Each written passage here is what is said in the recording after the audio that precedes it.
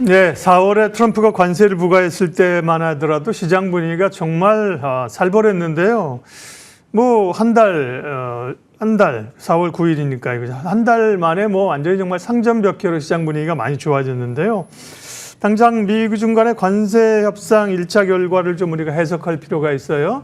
스페셜리스트 이 부분에 대해서 제일 잘 아시는 분이죠. 용인대 중국학과 박승찬 교수님과 이야기 나누도록 하겠습니다. 어서 오십시오. 이른바 제네바 협상이었는데 미중 간의 그죠? 네. 협상이 생각했던 것보다는 꽤 저희가 보기에는 성공적이었어요. 교수님 어떻게 평가하시나요? 성공적이었다고 저는 이렇게 보기가 좀 그런 게 좀 허탈하죠. 그래요? 이렇게 하려고 이렇게 난리를 쳤나라고 이제 보는 거죠. 그런 의미에서. 네, 그러니까 근데 이걸 어떻게 보시냐면 이거는 이제 휴전인 거죠. 그렇죠. 이제 앞으로 90일 동안 이제 미국과 중국을 왔다 갔다 해야 되는데 저는 이제 이게 이건 공개되어 있는 거고 비공개되어 있는 게 있을 거라는 거죠. 그렇겠죠. 그러니까 비공개 부분에서 이제 우리가 좀 더 하나씩 뭐 이야기를 좀 해볼 텐데 일단 뭐 이번 결과적인 측면에서 중국은 매우 좋은 성과를 했죠. 사실 중국이 제네바로 갔던 것은 베센트 장관이 온다라는 게 가장 큰 그렇죠. 시소식이었거든요. 나버러가 나왔으면 쉽지 않았겠죠. 그러니까 이번 협상을 보시면 아시겠지만 이거 관세 협상이면 상무부 장관이나 USTR 대표가 가야죠. 재무부 장관이 갔기 때문에 여러분 지금 보시는 이거 지금 휴전 이 내용은 그냥 앞에 보이는 거고 비공개적인 부분에서 분명히 뭐가 있을 것이다라는 부분들을 사실 그것도 충분히 알고 있고 이 베산트 장관이 월가 출신이기 때문에 저는 개인적으로 트럼프 대통령한테 제가 가서 어떤 식으로 하겠다라는 게 어느 정도 그건 있었을 거다라고 생각이 들고요. 앞으로가 문제인데 이게 90일 동안 하는데 저는 이제 이거 하면서 아마 트럼프 대통령은 또 다른 방법으로 중국의 수출 통제 제재 부분들이 또 일어날 겁니다. 많은 분들께서 아니 어떤 분들은 합의를 한 거로 이해를 하시는 분도 계시기 때문에 이거 뭐지? 뭐 미중 간의 관계가 좋아졌잖아. 뭐 이랬는데 갑자기 또 뭐가 하나 나올 겁니다. 그렇기 때문에 이런 변동성이 있기 때문에 이런 부분에 좀 주목해 봐야 된다라고 말씀드릴 수 있을 것 같습니다. 미국 언론의 평가들도 마찬가지인데요. 좋게 보면서도 우려가 남아있다, 변동성이 남아있다는 거죠. 그렇죠. 뉴욕타임스는 트럼프 완패, 시진핑 완승 이렇게 표현했는데 뉴욕타임스는 트럼프에게 별로 우호적인 언론사는 아니긴 하죠. 그러니까 일단 객관적으로 봤을 때도 아까 뭐 말씀드렸다시피 중국 입장에 시간을 번 느낌이죠. 그러니까 90일 이제 벌었기 때문에 그럼 다시 이제 물건이 나갈 수 있습니다. 그럼 월마트가 물건을 또 엄청 사재기 하겠죠. 그럼 중국 입장에서는 뭐 밀어내기 또 수출을 더 많이 할 겁니다. 그렇기 때문에 중국 입장에서 훨씬 더 좋은 부분들이고 미국도 상황이 안 좋기 때문에 이번에 이제 어느 정도의 휴전을 선택을 했는데 이제 근데 뭐 단순하게 이제 이게 지금 내용으로 봤을 때는 시진핑 완승으로 얘기를 할 수는 있겠지만 제가 말씀드린 그러면 속내가 뭐냐 베센트 장관이 어떤 속내가 있냐를 봐야 되겠죠. 맞아요. 그러면 제품이 아니라 다른 것으로 중국을 압박하려고 할 것이고 또 중국에서 돈을 벌려고 할 것입니다. 뭐 어떻게 지금 무역 적조하는 부분들을 할 것이냐 이런 부분들이 이제 우리가 관심 있게 봐야 되는 것들이죠. 네. 그러니까 좋은 얘기를 확실하게 해주십니다. 그러니까 표면적으로 보이는 것 이면에 가서 우리가 읽어내야 되는데 표면적으로 그렇습니다. 금리 인하는 굉장히 많이 한 거 아니 금리 인하랍니다. 관세 인하를 한 것 같지만 사실은 별 의미 없어요, 그죠? 왜냐하면 아니 자녀가 부모한테 아버지 용돈 10만 원만 주세요. 그럼 뭐 하려고 돈이 더 필요해 이러는데 갑자기 이달에 1억만 주세요. 그죠? 이러면 뭐 대화가 안 되는 거잖아요. 145%의 관세는 말이 안 되는 숫자인데 그거를 이제 깎은 상황인데 저도 이번에 굉장히 궁금한 게 트럼프 대통령이 1차 협상하고 나서 중국이 시장 개방을 뭐 하기로 했다. 여기에 상당히 그 중점을 두길래 이게 뭐지? 금융시장을 개방한다는 건가? 제가 궁금했는데요. 교수님 오셔서 여쭤봐야 자, 됩니다. 그러니까 이 부분들이 이제 우리가 비공개되어 있는 내용이 어떤 거냐를 우리가 좀 이야기를 좀 해보자고요. 이번에 왜 베센트 장관이 갔고 그러면 우리가 그럼 미국 입장에서 메이드 인 USA로 팔 수 있는 것이 뭐가 있냐? 비행기 뭐 이런 거 빼고는 거의 없다는 거죠. 그렇죠. 그럼 미국이 팔 수 있는 건 결국은 금융 서비스입니다. 그럼 메이드 인 US가 금융이고 베센트 장관이 트럼프 대통령 가면서 제가 이거를 가지고 딜을 하고 오겠습니다. 메이드 인 US. 그래서 이걸 중국에 솔드 인 차이나를 하겠다라는 부분들인데 사실 조금만 거슬러 가보시면 여러분 지난 9일 날 갑자기 트럼프 대통령이 SNS에 어떻게 올렸냐면 중국이 미국의 시장을 개방해야 된다. 이런 말을 했고 개장하는 게 개방하는 게 중국에 좋을 것이다. 사실 트럼프 대통령은 계속 뭐 중국이 우리의 지배권을 훔쳐가고 있다, 일자리를 뺏어가고 있다, 우리는 뭐 흑적자를 보고 있다 이런 얘기 하다가 갑자기 시장 개방 이야기가 나옵니다. 그러니까요. 근데 이 부분들은 결국 이제 제가 볼 때는 이제 미국 입장에서는 이제 한윤이나 통화를 통해서 중국 자본시장을 좀 흔들겠다라는 건데 결국은 지금 이제 중국에 지금 잠자고 있는 한 5경 원이 넘는 돈.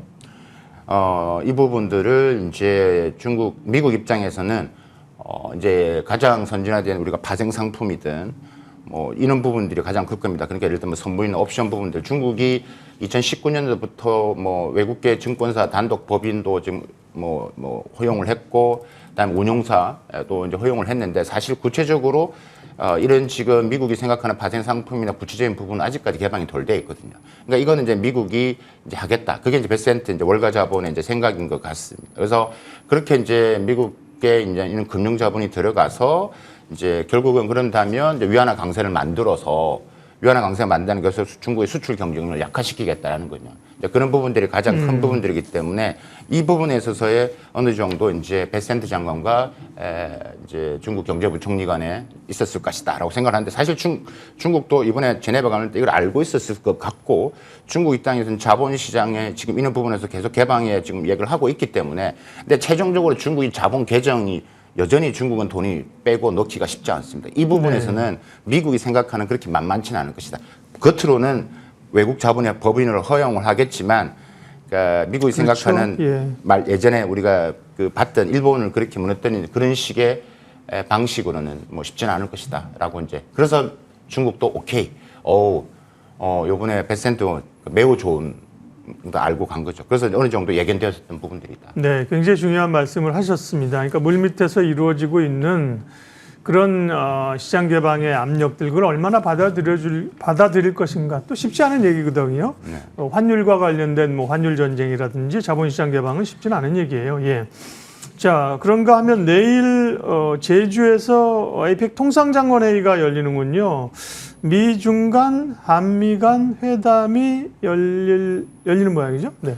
일단은 지금 15일부터 16일까지 이제 에이펙 통상장관회의 네. 다 오죠. 그러니까 이제 미국에서는 제미슨 그리어 USTR 대표가 옵니다. 그럼 중국은 리청강 요번에 이제 제네바에서도 다 만났던 두 사람이죠. 네. 상무부 차관이죠. 국제무역 협상을 하는 대표인데 이 사람이 다시 만나니까 이번에 다시 어떻게 보면 2차 협상이 진행되지 않을까라는 이야기를 하는 거죠. 어쨌든 만나는데 대외적으로 좀 알려진 거 없지만 어쨌든 만나겠죠.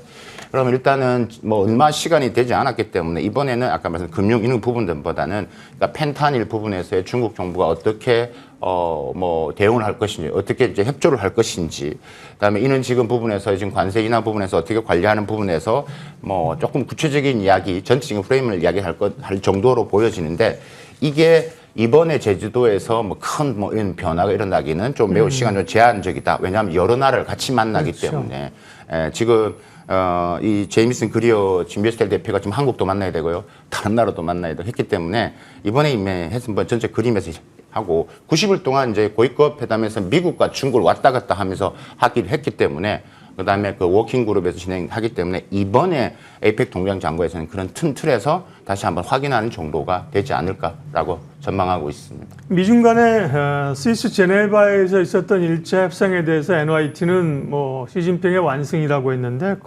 그렇게까지 표현을 안 하더라도 적어도 시진핑에 유리한 시간이다. 이런 단어는 상당히 인정되게 되는데요. 중국 경제도 사실은 고민은 있잖아요. 이런 협상의 시작 이런 게 이제 중국 경제의 숨통을 좀 트이는 계기가 될까요? 그렇죠. 일단은 그러니까 중국 입장에서는 좋은 게 시간을 벌었다라는 거죠. 1분기가 지금 5% 성장을 했어요. 옵전 4 정도 했으니까 2분기 때 또 90일 또 유예되면 또 수출이 어느 정도 올라오겠죠. 지금 이제 내수가 안 된 상태에서 그러면 중국 경제 부분에서 어느 정도의 지금 수출에 지금 물동력이 멈춰져 있고 지금 중국발 미국 나가는 배가 다시 이제 시작되는 거기 때문에 어느 정도 경제의 부분에서는 조금은 이제 기업들 입장에서는 특히 한숨을 돌렸다라고 이제 보여지는 거고 이와 동시에 지금 이제 중국 정부가 이번에 뭐 경기 부양책을 또 많이 발표를 했지 않습니까? 그래서 이제 지금 완화적인 통화 정책, 뭐 적극적인 뭐 이런 재정 정책이 이제 계속 일어나기 때문에 지금 뭐 최근에 지금 보면 지준율 0.5% 인하하면서 뭐 시장에 1조 위안 한 195조 원 해당되는 걸 일단 풀었고 사실 이것만 보면 안 되고 많은 분들이 질문하시는 것 그래서 중국은 돈을 언제 풉니까?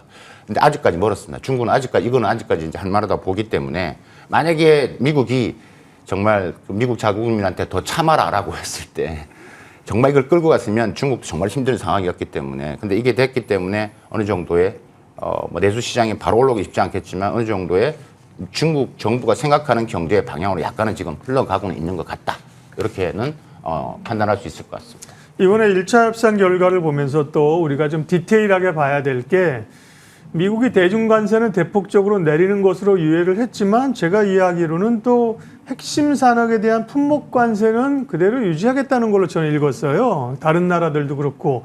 그러면 뭐 핵심 산업이라고 하는 게 첨단 반도체, 그죠? 네. 그다음에 우리로 이야기하면 자동품, 의약품이 있을 텐데 중국은 주로 이제 AI나 반도체 분야일 거 아니에요? 그 부분도 사실은 해결 안 된, 충돌될 수 있는 지점이 남아있는 거 아닌가요? 협상의 여지가 없습니다. 예. 그래서 제가 말씀드렸다시피 네. 90일 유효 기간에 트럼프 대통령이 중국의 AI나 반도체, 뭐 양자나 여러 가지 첨단 산업에 또 한 수출 통제가 또 나올 겁니다. 그러면 중국 정부가 또 거기에 맞게끔 또 또 지금 대응하고. 이번에 그렇죠 히토리도 이제 비관세 장벽에 해당되는데 히토리 통제도 좀 풀었는데 그러면 또 나오고 그러면 관세가 다시 원점으로 또 들어갈 수도 있습니다. 그러니까 이렇기 때문에 이거는 제가 여러 번 강조를 드렸지만 이거는 미국과 중국이 같이 갈 수 없는 분야입니다. 예, 그거는 지금 백악관에서 올라오는 모든 보고서 그게 뭐 하버드의 AI 뭐 벨프 연구소든 뭐 스탠포드든 미의 상하원에서 올라온 모든 방향을 다 중국을 가리키고 있기 때문에 이 부분에 대해서는 쉽지가 않다라고 보는 게 맞을 거고 예. 사실 중국은 이번에 관세 협정에서 이 내용도 테이블에 올렸을 겁니다. 근데 미국은 그거는 별도고 이거는 같이 우리는 관세 이야기하잖아. 네, 네. 그럼 별도 이야기다라는 거.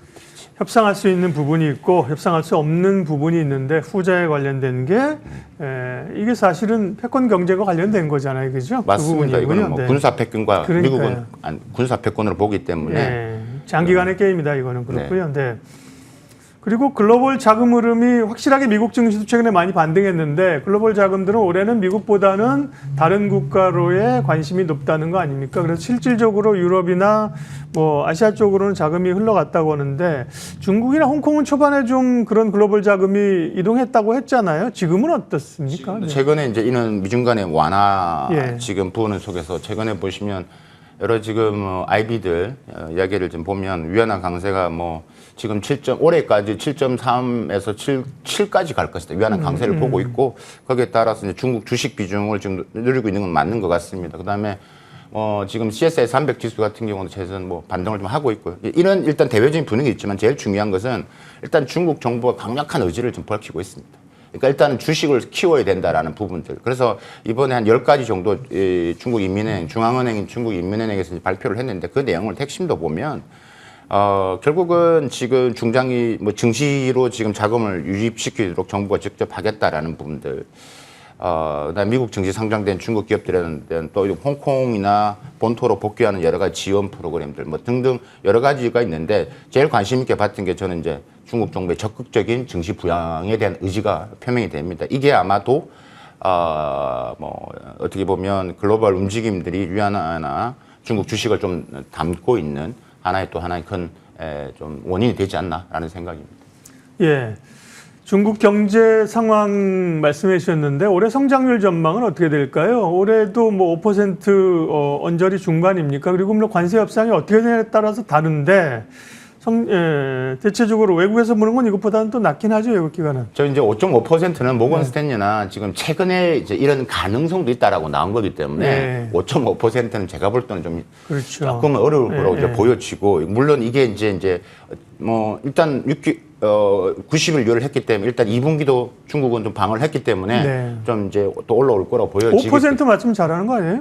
그렇죠. 네, 5% 내외를 네. 지금 목표를 하고 있기 때문에 그래서 지금 최근에 나온 지금 이런 가능성도 지금 제기되고 있다. 이게 이제 뭐 JP 모건이나 이런 여러 가지 이야기를 하고 있는 거고 이제 이게 이제 하반기 때 이제 어떤 부분이냐. 그러니까 5% 내외 성장은 무난해 보입니다. 일단 2분기 방어가 쉬워지고 일단 미국이 지금 도와준 셈이죠. 그다음에 3분기 때 이제 어떠한 이야기를 될 것이냐가 이제 핵심이고 4분기는 중국이 전통적으로 소비가 올라가는 시기이기 때문에 전체적으로 봤을 때 올해 경제 성장을 몇 %를 보내야 할 때 저는 5% 중국 정부가 이야기한 5% 내외는 무난해 보이는 네. 5.5까지는 조금은 좀 어렵지 않을까라는 봅니다.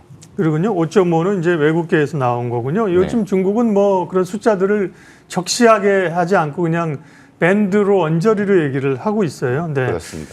자, 우리도 이제 해결해야 될 문제가 있죠. 일단은 미국과 영국이 1차적인 합의를 이루어냈고요. 그리고 미국과 중국이 무역협상 1차 협상을 했을 때 여기서 힌트가 좀 있다는 거죠. 그죠? 우리도 이제 미국하고 협상을 할 때 무엇을 주고 무엇을 받을지 어떻게 해야 될지가 조금 답이 나오잖아요. 어떻게 협상을 해야 될까요? 그러니까 힌트라는 게 이게 협상이 되는구나. 그다음에 뭐 이렇게 무조건 때린다고 해서 받아들이면 안 되겠고 줄 거 주면 안 되겠구나라는 것들을 이제 우리가 받아야죠. 그래서 지금 이번에 모든 관심이 미중 간의 이제 뭐 2차 협상보다는 제주도에서 결국은 이번에 이제 USTR 대표랑 우리 이제 통상교섭 본부장하고 이제 하는데 이번에 이제 어떤 내용을 할 것이냐라는 건데 결국은 이제 뭐 네 가지죠. 경제 안보, 투자 촉진, 그다음에 이제 우리가 환율 문제, 그다음에 이제 관세나 비관세 조치인데 영국과 미국 간 타결한 걸 말씀드리는데 사실 그 내용은 우리하고 별 관계가 없습니다. 네. 그러니까 영국은 미국한테 부분에 있어서 적자를 보고 있는 나라고 미국은 흑자를 보고 있는. 우리는 적자를 보는. 우리는 흑자를 엄청 보고 있죠. 플러스 여러 가지가 지금 뭐 줄라이 뭐 우리가 패키지라고 해서 지금 하는데 많은 변수 함수가 있습니다. 그래서 많은 내용들이 있습니다. 예를 들다면 지금 뭐 환율도 마찬가지고요. 투자 촉진이라는 게 결국 우리가 투자를 많이 해야 되는데 사실 이게 정부가 나서 이게 기업들이 할 수 있느냐라는 것들 고민이 많이 필요한 부분들이고요. 또 하나가 경제 안보 측면 같은 경우도 만약에 중국 부분에서 미국이 이제 뭐 첨단 산업 제재하는 부분에서 한국을 동참을 하게끔 요구할 가능성도 배제할 수 없다라고 보여지고, 관세나 지금 비관세 장벽비에서 농산물, 그다음 위생 검열 이것도 하나하나 만만치가 않거든요.